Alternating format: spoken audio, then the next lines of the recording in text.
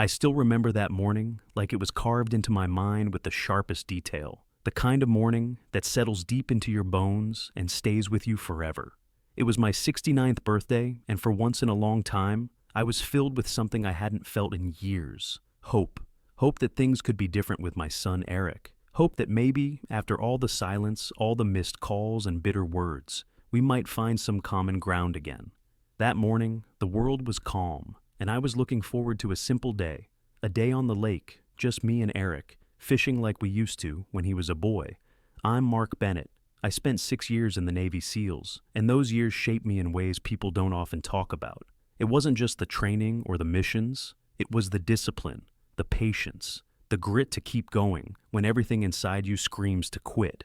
After my service, I poured that same determination into building a business, my company, which, over the years, became my legacy. But no matter the battles I fought overseas or in the boardroom, nothing prepared me for the war at home, with my own family. Eric had always been a good kid, but as he grew up, life pulled us in different directions. His mother passed when he was very young, and I raised him the best I could. But as he got older, he drifted away. I won't lie, I was hard on him sometimes. Too hard, maybe. I was tough because life demanded it. But maybe I was too tough for a son who just wanted a dad. He got busy with school, work, friends, and I got busy keeping the business afloat. We both got busy losing each other. So when Eric called me a week before my birthday saying, "Dad, how about we go fishing?" Just like old times, my heart jumped. I thought, maybe this was my chance, the one I'd been waiting for, to make things right. The thought of spending a quiet day out on the lake, surrounded by the woods we used to explore, gave me a sense of peace I hadn't felt in a long time. The morning was chilly, but clear. I woke up early, the way I always did, and dressed in my old fishing jacket, worn and patched but comfortable. When Eric pulled up to the house, I was surprised by how neat he looked, almost like he'd dressed up for the occasion. He had a smile that was a little hesitant, like he wasn't sure if I'd be happy to see him, but it was genuine. He'd brought along an old tackle box that looked like it belonged to another era, scuffed and faded from years of use. He also had a new fishing rod, wrapped carefully, like a gift to me. I could see the effort he put into this trip, and I wanted to believe it meant something. We drove out to the lake in his truck, taking the back roads where the forest closed in on us and the air smelled like pine and fresh earth. The sun filtered through the trees in golden shafts, and I caught myself thinking how beautiful it all was. I glanced over at Eric, who was quiet, staring out the window like he was somewhere far away. For a long time, neither of us spoke. The silence between us wasn't uncomfortable. It was heavy, full of things unsaid and memories unspoken. When we reached the lake, I couldn't help but smile. It was exactly as I remembered, the water still and clear, stretching out like a mirror beneath a sky so blue it seemed unreal. The gentle rustle of leaves and the distant call of birds filled the air. I thought about all the times we'd come here when Eric was a kid, how he'd run ahead along the shore, chasing frogs and skipping stones, how we'd sit for hours, fishing poles in hand, talking about everything and nothing. We unloaded the boat together. His movements were confident but careful, and there was a kind of familiarity in working side by side again that warmed me. Eric handed me a life jacket first, a small gesture, but it spoke volumes. It was the first time in years he'd done something that felt like he cared. We pushed off from the dock and paddled slowly into the center of the lake, the water lapping gently against the sides of the boat. The boat rocked softly as we settled in, the only sounds the distant splash of a fish and the whisper of the breeze through the trees. Eric started talking about his job, the stress, the deadlines, the corporate grind. I listened quietly, giving him the space to unload. When he paused, I shared stories from my Navy days. I told him about the training, the brutal workouts, the long missions, the brotherhood that saved my life. I told him things I'd never shared before, hoping he'd understand the man behind the quiet, sometimes gruff exterior. He listened with wide eyes, and for the first time, I felt like he saw me, not just as his father, but as a man who'd lived a life full of struggle and sacrifice. We talked about family, about loss, and about the future. I told him how proud I was, even if I didn't always say it. He nodded, then smiled that rare, genuine smile that made my chest tighten. For a moment, it was just us, father and son, connected by more than just blood. As the sun climbed higher, the lake shimmered in the warm light, and I felt a quiet joy that I hadn't expected. We didn't catch many fish that day, but it didn't matter. What mattered was the time we shared, the chance to rebuild something fragile but precious. I trusted him that day. I believed in the son I raised, the one who rowed the boat beside me and talked like he wanted to heal the wounds between us. I didn't know then that beneath that calm surface lay a darkness I couldn't see, one that would shatter everything I held dear. But on that morning, on that peaceful lake, all I felt was hope. Hope that maybe, just maybe, we could fish together again. That morning on the lake started out perfectly, maybe even better than I could have hoped for. The sky was clear, the sun just warm enough to make the breeze feel fresh instead of chilly. Eric and I hadn't spent much quality time together in years. Not really, not since my retirement. So I was looking forward to this birthday trip. It felt like a chance to mend some fences, to find that connection again between father and son. We were sitting side by side in that small fishing boat, surrounded by nothing but miles of calm water and tall pines lining the shore. The boat rocked gently with the waves, and I could see the way Eric's eyes flickered with a mixture of nervousness and anticipation. Maybe he was feeling the same hope I was. I even caught him smiling a few times, like we were boys again, not strangers. We talked about the old days, my time in the Navy SEALs, the hard lessons I learned, the sacrifices I made. I saw something flicker in him, like he respected that part of me finally. We shared some laughs too, over dumb stories about my awkward fishing skills, or the time I accidentally dropped a whole box of gear into the ocean during a deployment. It was peaceful, calm, and real. Then, as the sun rose higher, the mood shifted. I felt it just before it happened. A strange chill, a quiet tension I couldn't place. One minute, I was reaching down to grab my fishing rod, about to cast the line again, and the next, out of nowhere, I felt a hard shove to my back. It happened so fast, I barely had time to react. I stumbled, lost my footing on the slick bench, and before I could grab onto anything, the boat tilted sharply and I was falling backward into that cold, merciless water. The first breath was a shock. Cold, biting water slammed into my face and chest, making me cough and choke. The world spun. The sky, the boat, the trees all blurred into a watery mess. My heart pounded, not just from the impact, but from pure, gut-wrenching disbelief. How could Eric do this? Why? I tried to cry out, but the water filled my lungs and silenced me. I struggled to stay afloat, flailing my arms, my legs kicking in panic. The cold felt like ice crawling under my skin, seeping into my bones. My lungs burned, screaming for air that I couldn't catch fast enough. Desperation surged through me, a primal fight-or-die instinct kicking in. And then, through the spray and splashes, I saw him. Eric, sitting calmly in the boat, gripping the oars like nothing had happened. His face was unreadable. No shock, no regret, no urgency. Just cold determination. He didn't turn to help. He didn't shout or throw me a rope. He just rowed away, slowly, steadily, like he was putting distance between us on purpose. He never looked back. At that moment, everything inside me shattered. My heart broke not from the cold or the shock, but because my own son had betrayed me, deliberately, cruelly. I thought back to all the years I'd given to him, the late nights, the missed dinners, the sacrifices I'd made to build a better life for him. And here he was, abandoning me like garbage. But despite the shock and the pain, I remembered who I was. I wasn't just any man. I was a Navy SEAL, trained to survive in impossible situations. I focused on my breathing, forcing myself to slow down, to conserve energy. Panic tried to claw its way in, but I pushed it back with every ounce of discipline I had left.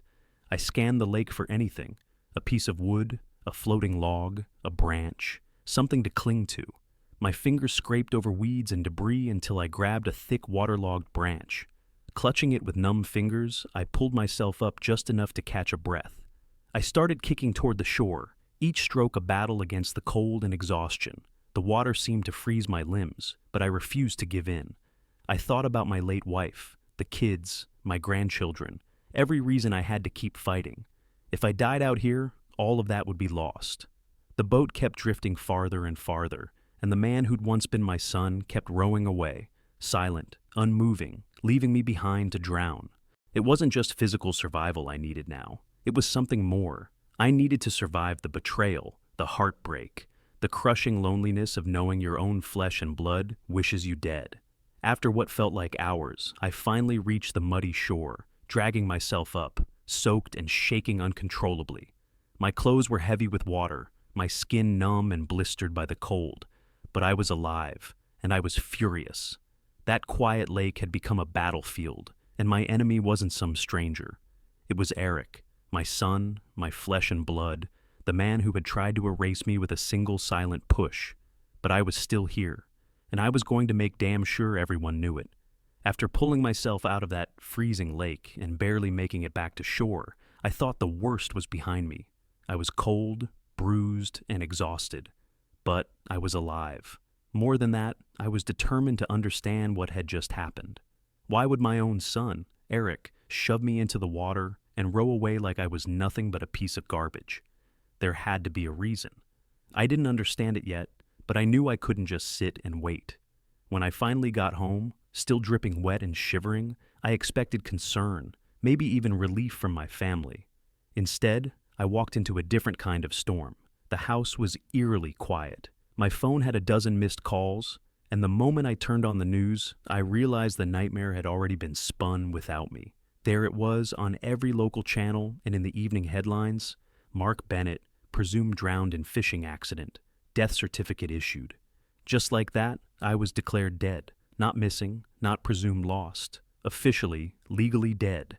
And even worse, Eric had already used that declaration to move against me, and the empire I'd spent decades building. I didn't just hear rumors or half-truths. I saw the documents myself when I got a chance to sneak into the law firm I'd trusted for years. Eric had produced a death certificate, a forged, carefully doctored paper, stating that I had drowned on that lake. It was signed by a local official who had been conveniently unavailable for questioning. That document was the key that Eric was using to claim everything: my company, my assets, my home, and even my life insurance policies. The legal claim didn't stop there. Eric had also produced a will that had appeared out of nowhere. This new will left the entire Bennett legacy to him. Nothing to any other family members, no trusts, no contingencies. Just Eric, sole heir to the fortune. It was a total rewrite of the estate, drafted in secret and conveniently timed with my death. My stomach turned as I thought about how carefully he had planned this. The fishing trip was never about bonding or celebrating my birthday. It was a setup, a trap. Eric knew exactly what he was doing. When I finally saw Eric inside the courthouse, sitting at the plaintiff's table, smug and self-assured, it was like staring into a stranger's face. His whole demeanor screamed confidence, as if the judge's gavel had already fallen in his favor. He was playing the part of the bereaved son perfectly, reciting the details of my death with rehearsed ease. The courtroom was packed with people who believed his story, none suspecting that I was sitting alive and well just a few feet away. I sat in the back row, hidden behind a pillar, heart pounding so hard I thought it might give me away. The judge looked skeptical, occasionally glancing toward Eric's lawyer, but the paperwork was overwhelming. Death certificates aren't easy to challenge, and wills carry enormous weight in court. The judge was polite but clearly relied on these documents as the foundation of his decision. Eric was telling a story, one that made me sound weak, vulnerable, gone forever. He said I'd drowned in that lake, and according to the will, the company was now his. He talked about how devastated he was, how he planned to honor my legacy. All lies, carefully crafted to mask his greed. What hurt the most wasn't just the theft or the lies. It was the betrayal. The son who should have been the closest to me, the one I'd raised and trusted, was out there trying to erase me from existence. I could still feel the sting of his betrayal deep in my bones. But I wasn't done yet. Sitting there, invisible but alive, I knew I had to fight back. I started making calls, pulling together evidence that would prove I was alive and that Eric's story was a fabrication. I contacted old Navy buddies, doctors from the hospital where I was treated for hypothermia, neighbors who had seen me wandering home that day. I even managed to get hold of security camera footage from a nearby store that showed me buying dry clothes and food hours after Eric's death. Each piece of proof was a lifeline, a chance to prove that I wasn't a ghost, that I was still very much here, and ready to take back what was mine. Meanwhile, Eric wasn't just sitting back, he was moving fast, freezing company accounts, firing loyal employees, and changing management. He wanted to solidify his control before anyone could stop him. Every day he pushed harder, acting like a man who believed the game was already won. That courthouse scene stayed with me. I saw the doubt flicker in a few eyes, the quiet whispers behind hands. It gave me hope that maybe, just maybe, justice could still be served. But it was going to take everything I had, and more, to turn the tide against my own son. When I first look back on my time in the Navy SEALs, it almost feels like a lifetime ago. A different man entirely lived through those 6 years. I never talked about it much at home. To Eric, I was just dad. The quiet man who had a business, who liked fishing and old country music, who told stories from time to time, but never really shared what those years had meant to me. Maybe I wanted to protect him. Maybe I thought those memories were too dark or complicated. Or maybe, deep down, I just wanted to leave that chapter behind me. But after Eric shoved me into that cold lake, trying to kill me, everything I thought I'd buried came crashing back. You have to understand what it means to be a Navy SEAL. It's not just a job, it's a crucible, one that forges you into something more than just a man. The training was brutal, designed to break you down physically and mentally until there was nothing left but raw willpower. When I went through BUD-S, Basic Underwater Demolition, SEAL training, we faced freezing cold waters, starvation, sleep deprivation, and grueling physical challenges that pushed our bodies beyond any limit you could imagine. There were times when I wanted to quit, times when I thought I couldn't take another step. But quitting wasn't an option. You either pushed through or you were done.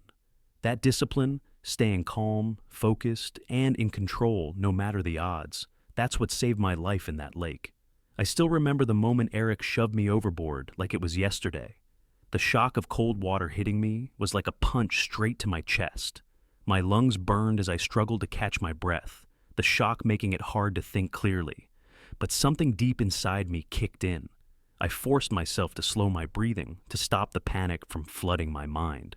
In the Navy SEALs, we learned that panic kills. You have to control your mind, or it will control you. I thought about the countless drills I'd endured, holding my breath underwater for what felt like an eternity, learning to keep my head when the world seemed to be falling apart.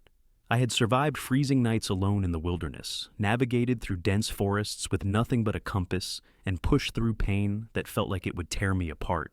This was just another fight for survival. Once I managed to get back to the shore, soaked and shivering, I realized this wasn't just a random accident. Eric had planned this. He thought I'd drown. He thought I was dead. That's when the real battle began.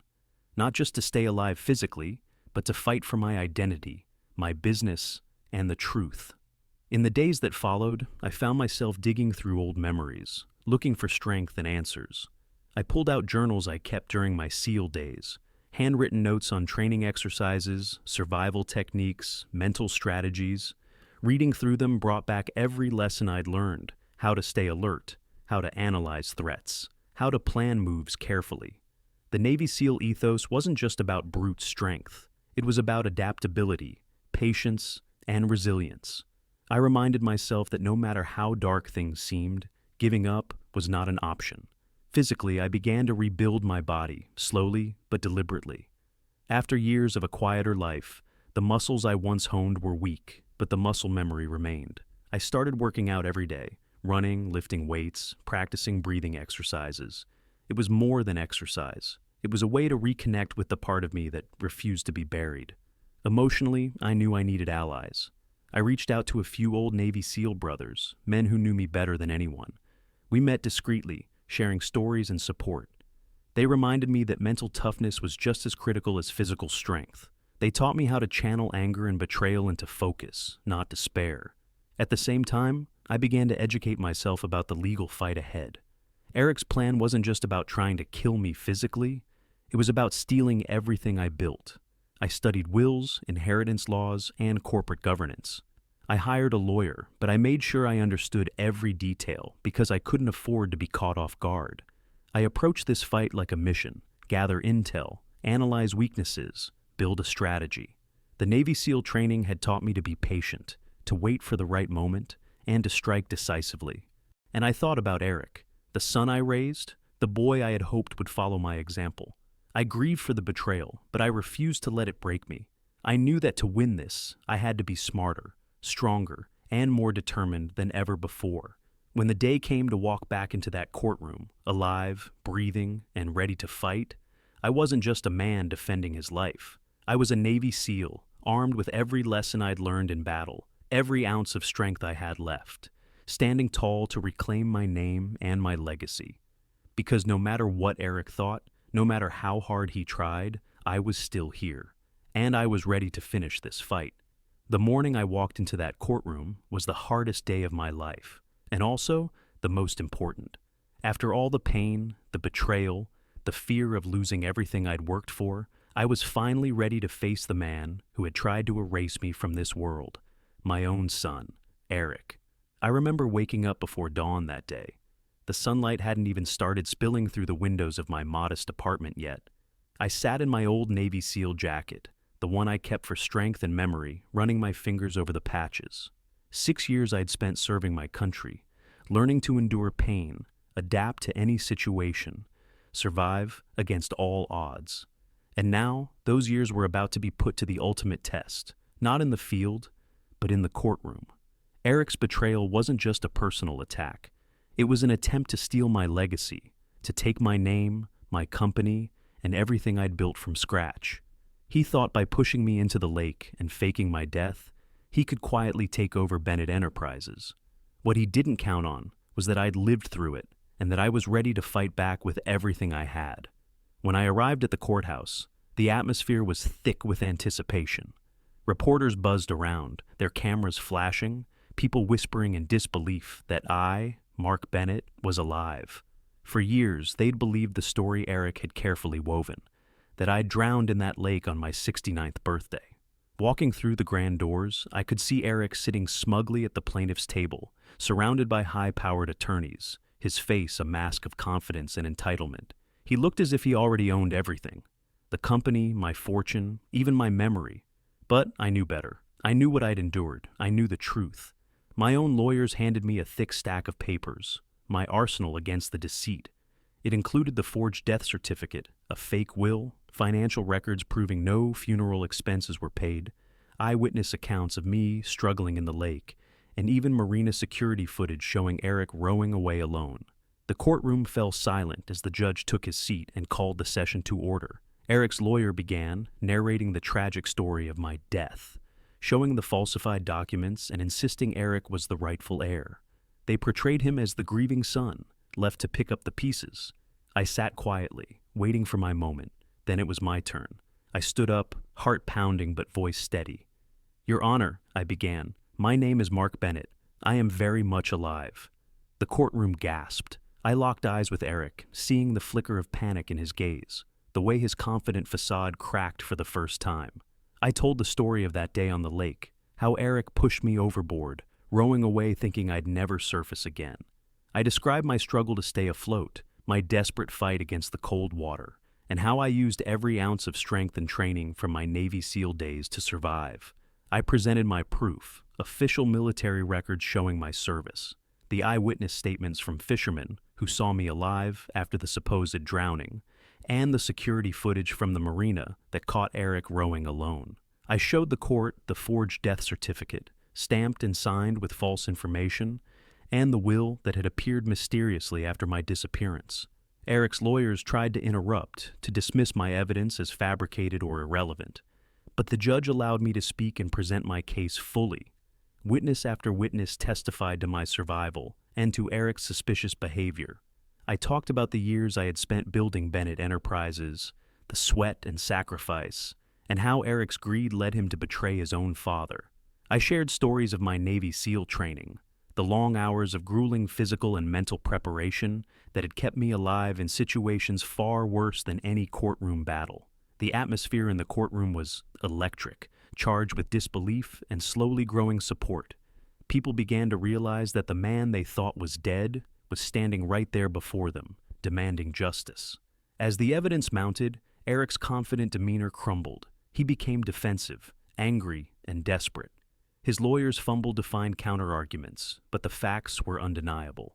The forged documents, the lies, and the betrayal were all laid bare. The judge called for a recess to review the evidence, and the jury members whispered among themselves, visibly shaken by the revelations.